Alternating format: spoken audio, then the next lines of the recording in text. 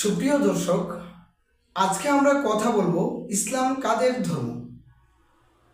এই শিরোনামের অধীনে আমরা 5টি বিষয়ে আলোচনা করব।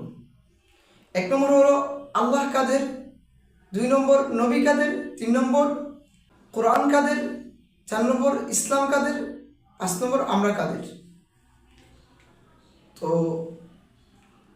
আল্লাহ কাদের, আমরা যখন কোনো হিন্দু, বৌদ্ধ, অমুসলিম ভাইকে জিজ্ঞেস করি যে আল্লাহ কাদের, তখন তারা বলে মুসলমানদের। ঠিক একই প্রশ্ন যখন আমি মুসলিম ভাইকে জিজ্ঞেস করি যে আল্লাহ কাদের, তখন সে বলে আমাদের। হিন্দুদের তো হবে ভগবান, খ্রিস্টানদের হবে গড। তো এখন আমরা কোরআন থেকে জেনে নিব যে আসলে আমাদের উত্তর কি সঠিক নাকি ভুল। আমরা যদি কোরআনকে জিজ্ঞেস করি, কোরআনে মহান রব্বুল আলামিন সূরা ফাতিহার মধ্যে বলতেছেন আলহামদুলিল্লাহি রাব্বিল আলামিন, সমস্ত প্রশংসা বিশ্বজগতের পালনকর্তা। এখন আপনি বলেন তো, আল্লাহ তাআলা বলতেছেন আল্লাহ তাআলা বিশ্বজগতের পালনকর্তা। এখন একজন অমুসলিম, হিন্দু, বৌদ্ধ, খ্রিস্টান, সে কি বিশ্বজগতের বাহিনী? তাহলে বিশ্বজগতের ভিতরে যারাই আছে সবার রব আল্লাহ। সূরা বাকারার 21 নম্বর আয়াতে আল্লাহ রাব্বুল আলামিন বলেন, ইয়া আইয়ুহান নাস উ'বুদু রাব্বাকুমুল্লাযী খালাকাকুম, হে মানুষ, তোমরা তোমাদের ওই সত্তার, ওই রবের উপাসনা করো যিনি তোমাদেরকে সৃষ্টি করেছেন। আল্লাহ তাআলা এখানে মানুষ বলেছেন, আর এই মানুষের মধ্যে হিন্দু, বৌদ্ধ, মুসলিম সবাই অন্তর্ভুক্ত। তাহলে আল্লাহ তাআলা শুধু মুসলমানদের নয়, আল্লাহ তাআলা সমস্ত মানুষের, সমস্ত প্রাণীর, সবার মালিক হলো আল্লাহ তাআলা। 2 নম্বর হলো নবী কাদের। ঠিক একই উত্তর আমরা দিই যে নবী শুধু আমাদের। কিন্তু কোরআনে আল্লাহ রাব্বুল আলামিন সূরা আরাফের 158 নম্বর আয়াতে বলেন, কুল ইয়া আইয়ুহান নাস ইন্নী রাসূলুল্লাহি ইলাইকুম জামিআ, হে নবী আপনি বলুন, হে মানুষ, আমি সমস্ত মানুষের কাছে নবী হিসেবে প্রেরিত হয়েছি। এখন বলেন, সমস্ত মানুষের মধ্যে কি হিন্দু, বৌদ্ধ, খ্রিস্টানরা নাই? অবশ্যই আছে। তাহলে নবী সমস্ত মানুষের নবী। 3 নম্বর কোরআন কাদের। অনেক সময় আমরা বলি যে কোরআনও আমাদের, মুসলমানদের, অথচ আল্লাহ রাব্বুল আলামিন সূরা বাকারার 185 নম্বর আয়াতে বলেন, শাহরু রমাদানাল্লাযী উনজিলা ফীহিল কুরআন হুদাল লিন-নাস। হুদাল লিন-নাস, মানুষের হেদায়েতের জন্য রমজান মাসে এই কোরআন নাযিল করা হয়েছে। এখন বলেন, শুধু কি মুসলমানরাই মানুষ, না হিন্দু, বৌদ্ধ, খ্রিস্টান সবাই মানুষ? সবাই মানুষ। তাহলে এই কোরআনও সবার জন্য হেদায়েত। 4 নম্বর হলো ইসলাম কাদের ধর্ম।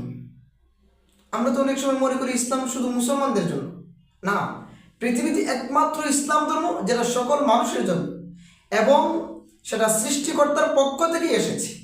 পৃথিবীতে আর যত ধর্ম আছে, কেউ এটা দেখাতে পারবেন না, কেউ এটা প্রমাণ করতে পারবে না যে এটা সৃষ্টিকর্তার পক্ষ থেকে। কিন্তু আল্লাহ তাআলা সূরা আল ইমরানের 19 নম্বর আয়াতে বলতেছেন, ইন্না দীনা ইনদাল্লাহিল ইসলাম, আল্লাহর কাছে একমাত্র গ্রহণযোগ্য ধর্ম হলো ইসলাম। আবার সূরা আল ইমরানের 85 নম্বর আয়াতে বলতেছেন, ওয়া মান ইয়াবতাগি গায়রাল ইসলামি দীনান ফালান ইউকবালা মিনহু ওয়া হুয়া ফিল আখিরাতি মিনাল খাসিরিন। কেউ যদি ইসলাম ছাড়া অন্য কোনো ধর্ম আমার কাছে নিয়ে আসে, তাহলে সেটা কখনো গ্রহণ করা হবে না, এবং সে আখিরাতে ক্ষতিগ্রস্তদের মধ্যে অন্তর্ভুক্ত হবে। তাহলে ইসলামও সবার ধর্ম, প্রত্যেকটা মানুষের ধর্ম। প্রত্যেকটা মানুষকে গিয়ে বোঝাতে হবে যে ইসলাম শুধু মুসলমানদের জন্য নয়, ইসলাম আপনার জন্য, ইসলাম একজন খ্রিস্টানের জন্য, ইসলাম একজন বৌদ্ধর জন্য, ইসলাম একজন সাঁওতালের জন্য, গারোর জন্য, ত্রিপুরার জন্য, মণিপুরীর জন্য, সবার জন্য ইসলাম। 5 নম্বর বিষয় হলো আমরা কাদের। আল্লাহ রাব্বুল আলামিন সূরা আল ইমরানের 110 নম্বর আয়াতে বলেন, কুনতুম খায়রা উম্মাতিন উখরিজাত লিন-নাস তা'মুরুনা বিল মা'রুফ ওয়া তানহাউনা আনিল মুনকার। তোমরা হলে শ্রেষ্ঠ জাতি, তোমাদেরকে সৃষ্টি করা হয়েছে মানুষের কল্যাণের জন্য। আমাদেরকে মানুষের কল্যাণের জন্য বের করা হয়েছে। রাসূল সাল্লাল্লাহু আলাইহি ওয়াসাল্লাম হাদিসের মধ্যে বলেন, খায়রুন নাসি মান ইয়ানফাউন নাস, সর্বশ্রেষ্ঠ মানুষ হলো ওই মানুষ যে মানুষের উপকার করে। এখন বলেন ভাই, সবচেয়ে বড় উপকার হলো একটা মানুষকে চিরস্থায়ী জাহান্নাম থেকে বাঁচানো। আজকে পৃথিবীতে 600 কোটি অমুসলিম আছে, তারা যদি ইসলাম গ্রহণ না করে, তারা যদি ঈমান না আনে, তাহলে তারা চিরস্থায়ী জাহান্নামের দিকে চলে যাবে। তাদেরকে কে বাঁচাবে? তাদের কাছে গিয়ে কে ইসলামের বার্তা পৌঁছাবে? তাদেরকে গিয়ে কে কর্তব্যদের কথা শোনাবে? তাদেরকে কে দরদ দিয়ে ব্যথা নিয়ে জাহান্নাম থেকে বাঁচানোর চেষ্টা করবে? আর কোনো নবী রাসূল আসবে? কোনো নবী রাসূল আসবে না। এই জন্য আমাদেরকে আসতে হবে। আল্লাহ রাব্বুল আলামিন আমাদেরকে তাদের জন্য সৃষ্টি করেছে। এই উম্মত হলো দাঈ উম্মত। আমাদের নবী ছিলেন দাঈ নবী, আর আমরা হলাম ওই দাঈ নবীর দাঈ উম্মত।